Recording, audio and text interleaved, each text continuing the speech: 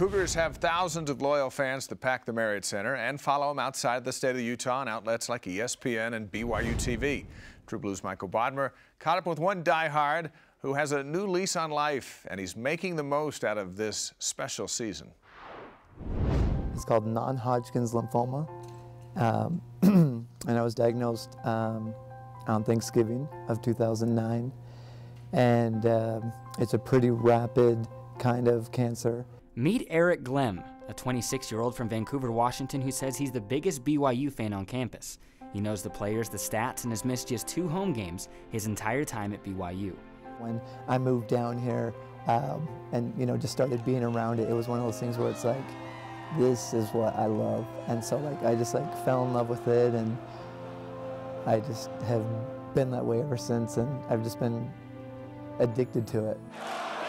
Eric is one of the most positive and upbeat people you can meet, and his loyalty to the Cougars never faded during his chemotherapy treatment, even after he was told his odds for survival from his doctor. I actually asked her, what my likelihood was, and she kind of didn't want to tell me, and she said, Eric, listen, you're young. This doesn't happen to people your age. You have, a strong body, so I don't want to, tell you because it's not very high. And I said, you just need to tell me what it is. And she said 40%. And it scared me a little bit because, I go to school and I know 40% is failing. So I was kind of like, oh, this isn't good. But I knew, I just said, okay, that's fine. Eric has received plenty of support from his friends and family, as you can imagine, but also from the basketball team.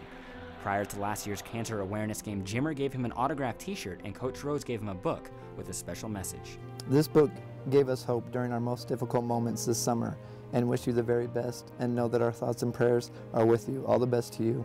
Keep up the good fight. Dave Rose. When you're battling cancer, that anything that you can kind of cling on to that maybe has helped someone else might help you, you just feel like sharing that with other people.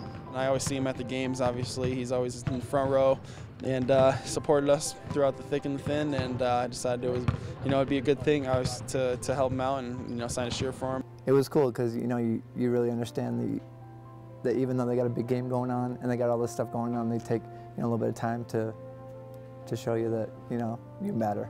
Non-Hodgkin's lymphoma is a cancer that attacks the lymph nodes and is rare for someone of Eric's age.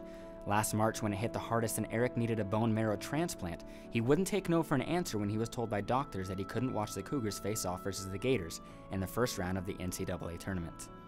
And I remember I was actually in getting my bone marrow transplant, so I was in the hospital.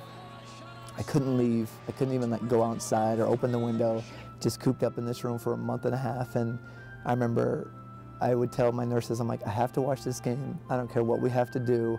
This is what we're going to do. And I had some friends come and, we watched the game, and being in that place in the hospital is not really a place where there's fun or, electricity. And it was fun to be in there to cheer and scream and, hoot and holler at the game and have the nurses come in and make sure I was okay. Eric married his wife Holly in August of 2008. After 2.5 years of marriage, they say nothing has helped their marriage more than going through Eric's struggles. It was a good experience. We were lucky because we got to know each other really well, and we'd only been married a year when he got diagnosed, and it's been 2 years now, and so we had a year of health and a year of sickness, and it's definitely made us get to know each other really well and love each other. As of October of last year, the cancer has been in remission, and the two make monthly visits to the doctor to keep an eye on it.